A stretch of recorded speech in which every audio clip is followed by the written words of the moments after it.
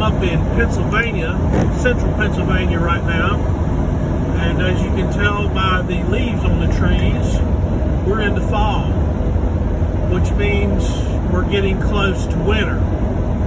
I was watching another YouTube channel that is a trucking channel the other day, a video he was talking about Jake brakes in the wintertime. I wanted to touch on that a little bit, and also a couple other things. First of all, the company that I run from right now, I seldom have loads over 20,000 pounds. I know everybody's going, wow, who is that? I want to work for them. It's really nice to have that. I mean, I do get some 35,000 plus loads, but it's not very often. Most of the loads I have are 20,000 or less. So the Jake brake is something that I don't use a whole lot of, but sometimes I do have to use it.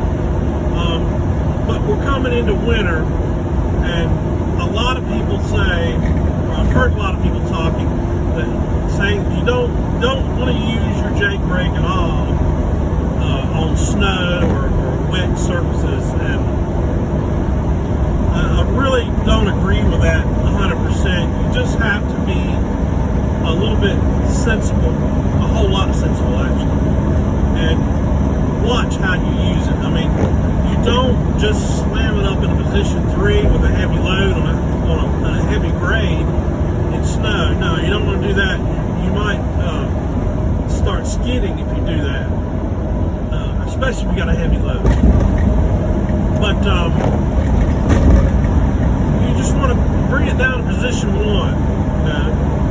And this other YouTube channel I was talking about, he was talking about having your tractor and your trailer straight, not being in a curve when you hit that Jake brake or turning at the time that you're hitting the Jake brake. That's something else. Like I said, I don't get too many heavy loads, but I've never experienced that before. I'm sure, I'm not calling the guy out as a liar or anything, because I'm sure it's happened, because he's talking about people jackknifing because their vehicle wasn't straight when they hit the Jake brake. I haven't experienced that. I mean, I've lost traction lots of times, and most of the time it was in snow. When I got into a position to where I was getting too close to somebody, you know, or somebody slammed on brakes in front of me, not slammed on brakes, but slowed down real quickly, and I started sliding. That's happened a couple of times, not much, but what I suggest you do is set yourself up properly. See, we're going down this hill right now. I'm going to put on my Jake brake before I even get to this curve. I'm going to slow down before I get to the curve. I've already lost 5 miles an hour. I'm already in the curve. I'm not in the curve. And, you know, that's what the tankers do. I've got a tanker endorsement, and I remember that was part of, you know, the test. When you're hauling liquid, especially if it's a smoothbore tanker with no bulkheads, you got to slow down every curve you get to. You got to slow down before you get to the curve. There's a little bit of a rough road there. You got to slow down before you get to that curve, and then power out of it. So that's something to keep in mind. Also, don't slam it into position 3. I wouldn't advise you to do that to start with any road condition, wet or slippery. I would say don't do that at all. I would say start in position 1, and if you need more, take position 2, position 3. And better yet, set yourself up beforehand. If you know the road, you know, oh, there's a grade coming up, it's pretty bad. I'm going to slow down before I get to start going down that grade. It's like when I was in driving school, they taught us, and we didn't have automatics, we had standards. They taught us, you know, make sure you're in the gear that you want to be in before you hit that grade. so you don't have to worry about missing a gear and only having to go down this hill in neutral and hoping your brakes don't die. You know, that's just one thing that, you know, is different nowadays. Is these automatics, it's a lot easier to shift.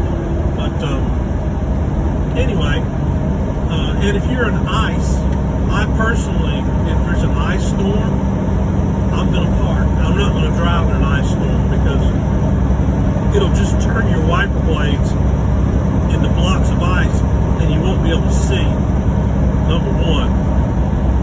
And number two, it's just too dangerous. If it's a bad ice storm, I'm going to park and I'm going to send a comm message in, you know, to my dispatcher saying, hey, ice storm, I'm parking.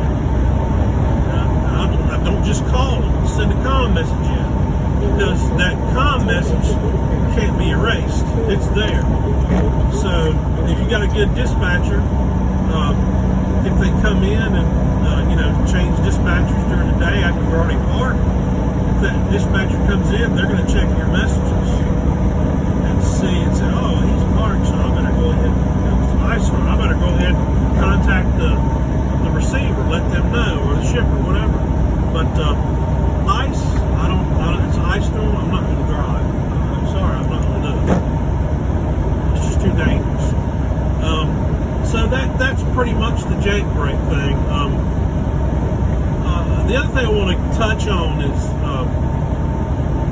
you need to keep a good eye on your washer fluid once we start getting snow. So, because, you know, you need to have washer fluid all the time, but in the wintertime when there's snow, the road tends to kick up a lot of mud, dirt. You're going to get it on your windshield, so you're going to use a lot more washer fluid. So make sure that washer reservoir is full before you leave, and you should be in good shape. All right, well that's all I really wanted to touch on today for this video. WW Solo Trucker out.